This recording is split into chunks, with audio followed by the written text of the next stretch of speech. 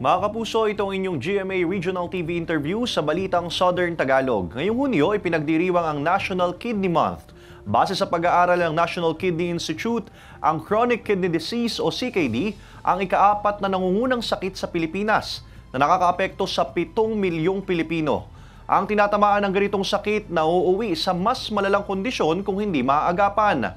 Para bigyan tayo ng kaalaman, pag-uusapan natin yan kasama si Dr. Liza Gonzalez, ang Medical Officer 4 at Renal Disease Control Program Manager ng Batangas City Health Office. Magandang hapon po, Doc Liza. Magandang hapon, Sir Ace. Doc, paano po ba nakukuha yung sakit na chronic kidney disease at paano po ito nadidetect? So bago po kong sagutin yung inyong katanungan, ano po muna ang chronic kidney disease? So ang chronic kidney disease po ay isang uri ng sakit sa bato kung saan pumapalya po ang pagsasala ng ating dugo. Kadalasan po pag early CKD, wala po itong sintomas. Kung halimbawa makaranas po kayo ng pamamanas, paghapo, pagduduwal, yun po ang mga kadalasan na maaari. Ibig sabihin po, pwedeng hindi na chronic kidney disease or pwede naman po chronic kidney disease.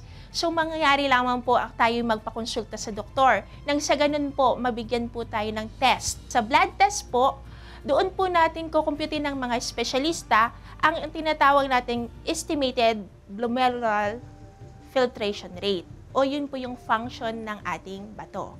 Doon po yun kinukuha sa ating creatinine. Ang pangalawa pong test is yung urine test. Tinitingnan po ang protina o kaya albumin po sa ating ihi. Doc, matanong ko lang, namamana po ba yung CKD? Yes po, namamana po ito sa mga taong meron po talaga sa pamilya na mayroong chronic kidney disease. So kumbaga, Doc, pag yung pamilya mo o yung mga magulang mo o lolo't lola may ganun, dapat lagi ka na rin na magpa-test. Mas mabuti po na magpa-test tayo kapag po meron tayo sa pamilya na may chronic kidney disease. Doc, curable po ba ito? Ang ating pong chronic kidney disease is progressive disease po yan and over time, ito po ay hindi po na cure. So madami pong preventive disease. Una, early detection. Kapag may mga sintomas po tayo, pwede po tayo magpa-check up agad sa ating doktor.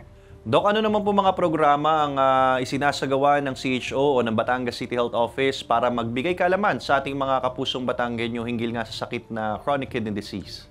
So, ang Batangas City Health Office po ng Lungsod ng Batangas is nagpo-provide po ng tinatawag nating Social Behavioral Change Communication o tinatawag nating IEC. Ito po ay series ng lectures. So, nung nakaraang March 14 po, napili po ng Philippine Society of Nephrology Southern Tagalog ang ating pong city para pagdaruusan po ng World Kidney Day.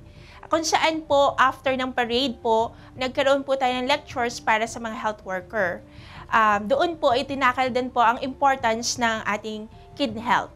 Karagdagan po sa programa regarding po sa CKD sa City Health Office, meron po tayong para po sa mga early detection ng inyong mga sakit.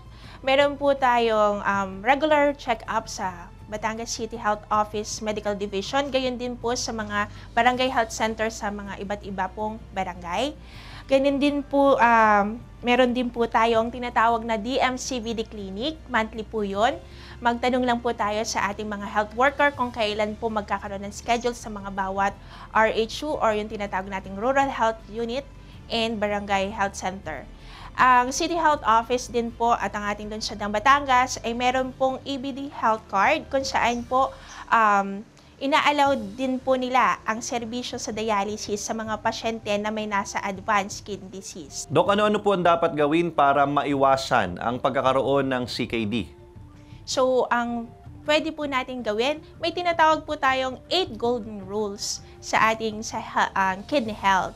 Una po, be fit and be active. Isabihin, mag-ehersisyo tayo, 30 minutes, 3 times a day, or 150 minutes per week. Pwede na po yun. So, pangalawa po, kumain ng masustansyang pagkain. So, yun po yung pwede nating check yung pinggang Pinoy natin as reference po natin. Pangatlo po, tubig po. Pag-inom ng tamang dami ng tubig.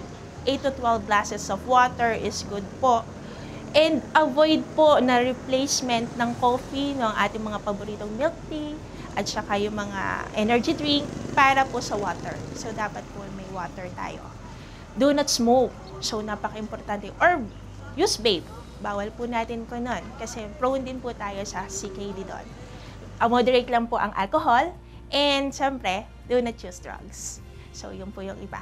Over-the-counter medications. So, yung mga over-the-counter medications and pain relievers, yun po, huwag po tayong umabuso ng mga gamot. Yung mga paborito po ay mag-asawang gamot sa atin dito sa Batangas. Get checked. Check your kidney function. Dok, para naman sa mga manonood natin o mga kapuso natin na may CKD o may sakit na chronic kidney disease, ano po ang may papayo nyo sa kanila o mensahe po ninyo sa kanila? Sa mga tao po na may sakit ng chronic kidney disease, ang maaari po natin ipayo is magpakonsulta po ng regular sa ating mga doktor. Nang sa ganun po, ma-check po kung ano bang best na cure o kaya po ay treatment for you. Kasi individualized po kasi ang treatment sa bawat pasyente natin. Maraming salamat po, Dr. Liza Gonzalez, ang Medical Officer 4 at Renal Disease Control Program Manager ng Batangas City Health Office.